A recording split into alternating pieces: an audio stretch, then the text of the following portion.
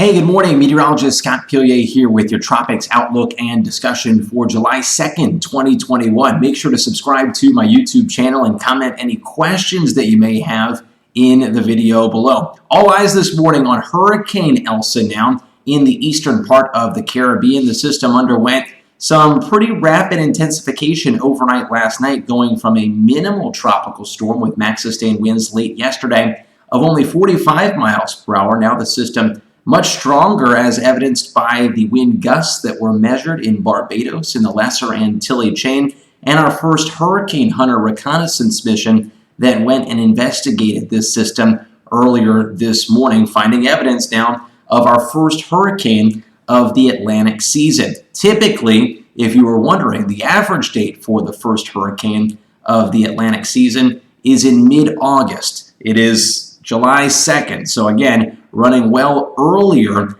than a typical Atlantic hurricane season. And what's remarkable about this is that this is not a hurricane that is developed in the Gulf of Mexico or the Western Caribbean, kind of some of the more classic locations for early season hurricane development.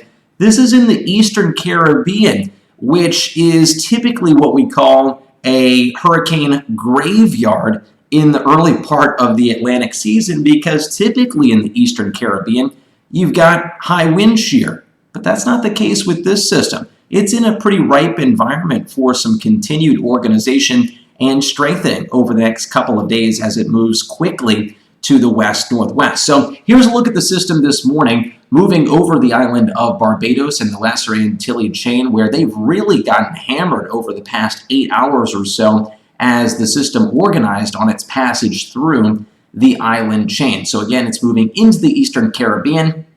And some things to take away with this satellite presentation. You see these radial arcing kind of cloud decks that are kind of rotating out away from the system.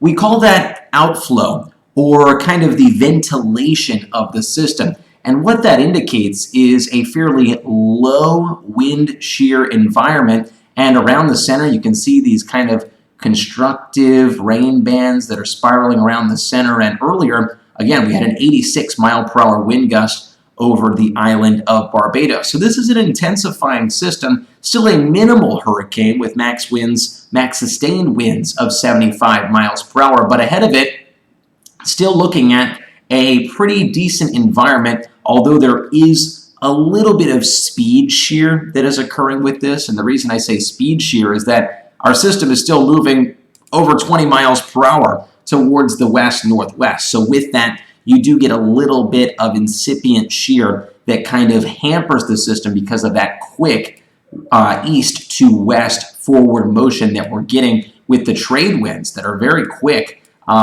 on the northern side of this system, because you've got a strengthening ridge of high pressure to the north. And so a culmination of both high pressure to the north and the system's kind of counterclockwise spin over it, that northern side definitely has some higher wind gusts, as we've already seen with the system this morning as it passes through the island chain. So moving forward in time, here's kind of the takeaway points with this system. All eyes in parts of the Central Caribbean for the Greater Antilles should obviously have a close watch on this system as it moves towards the west-northwest quickly into the July 4th holiday weekend. So if you're watching from Hispaniola, western parts of Cuba, all the way into the eastern parts of Cuba near Jamaica and Hispaniola and Haiti, these are the areas that are next going to be in line for potential impacts as our system moves towards the west-northwest. Some inhibiting factors over the system. I did want to briefly talk about this and look at our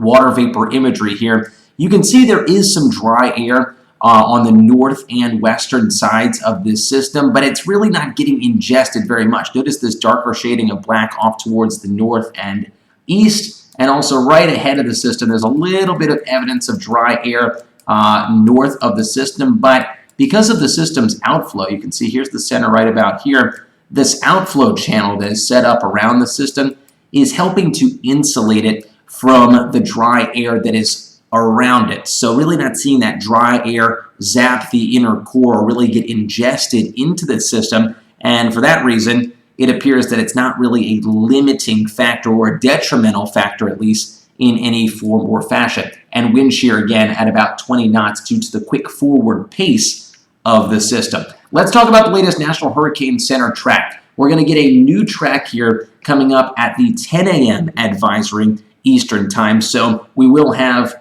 a new update coming here within the next couple of hours. But this is the track that we have the intermediate advisory that was issued because of the upgrade to hurricane status. Over the next 48 to 72 hours, forecast models are pretty unanimous in showing a track between Jamaica and Hispaniola.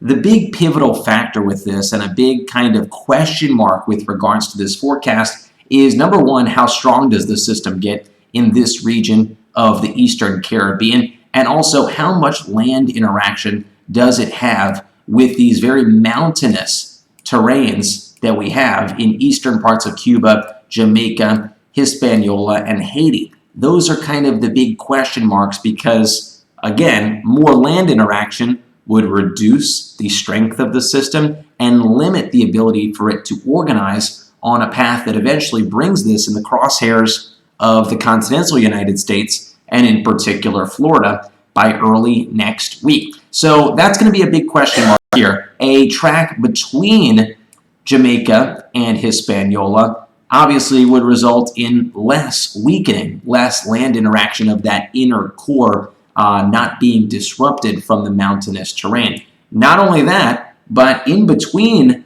the strait between Jamaica and Hispaniola, water temperatures are quite warm. Some of the warmest water in the Atlantic Basin. Now, it's not overly deep warm water, but it is definitely very warm, and the system's moving relatively quickly.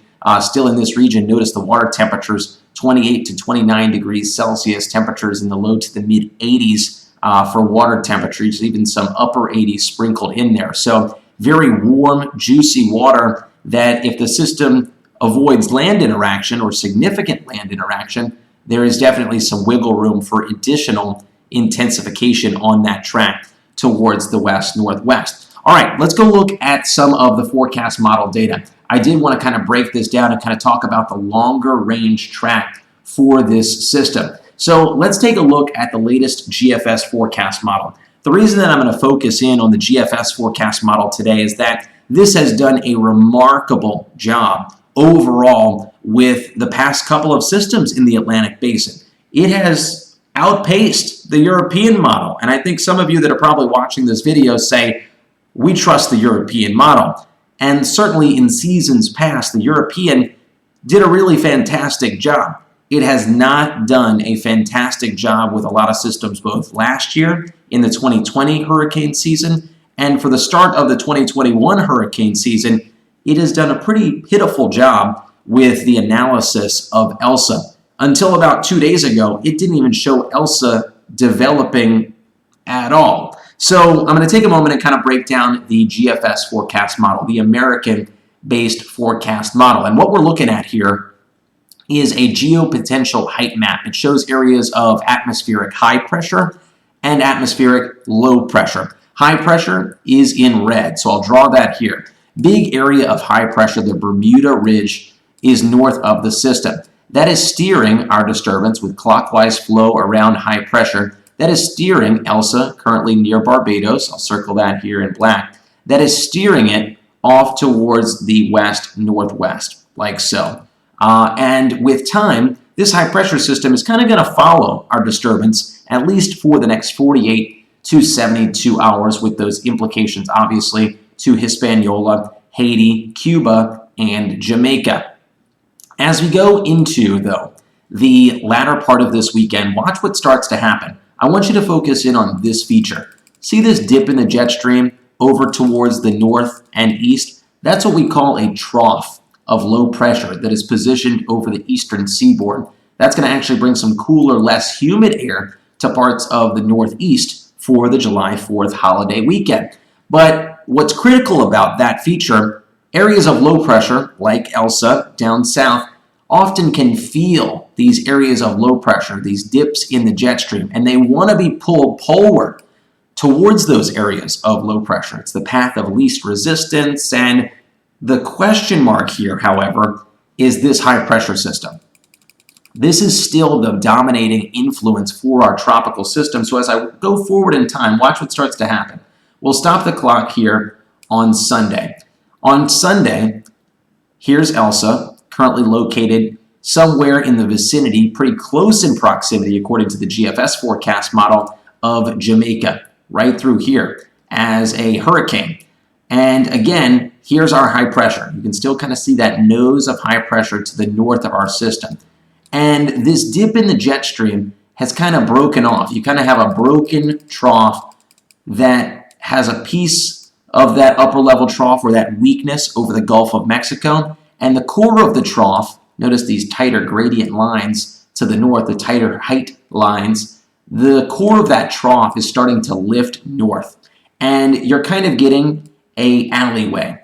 Winds around a trough are counterclockwise, and you start to get kind of an alley between high pressure, which has a clockwise flow that is steering our system west-northwest, but in the Gulf of Mexico, the flow, as I'll show you in a moment, is more out of the southwest. And you start to get kind of a northerly alleyway that starts to develop in this region once it gets near Cuba. So again, looking at the forecast model on the GFS, this is Sunday morning.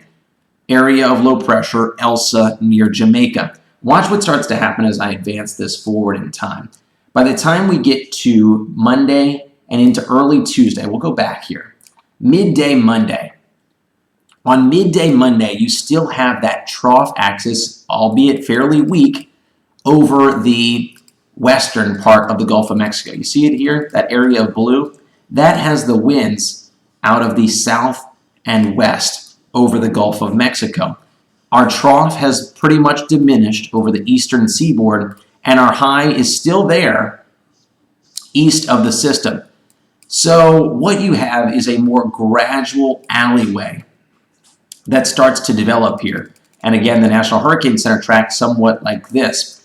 The big question for me is exactly where the system is, first of all, when it starts to make that turn, and also how strong these features are. If the high is a little bit stronger, yes, you could get a track further towards the west. If that high is a little bit weaker, that trough is a little bit stronger, you could get a track more to the east. All of these outcomes are certainly still feasible, and we're still about 4 days out. The National Hurricane Center has mentioned that their average error 4 to 5 days out is about 175 to 200 miles.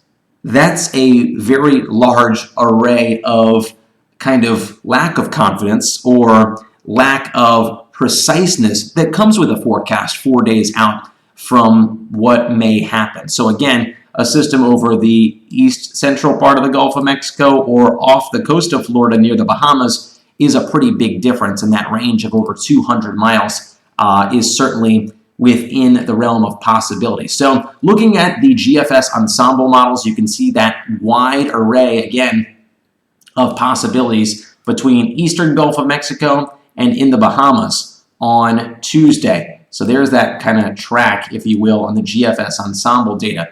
Wide array of possibilities, obviously all eyes within the continental United States should be keeping an eye on this system, in particular South and Central Florida, as regardless of this track, even if it was just east of the spine of Florida, you would expect some wind and rain impacts to be possible into the early and middle part of next week. Of course, we'll have continued updates, and make sure to subscribe to my YouTube channel as we continue to track now Hurricane Elsa, the first hurricane of the Atlantic hurricane season. That's going to do it for this update on July 2nd. We'll have a lot more coming up over the next few days. Have a great Friday and a great 4th of July holiday weekend.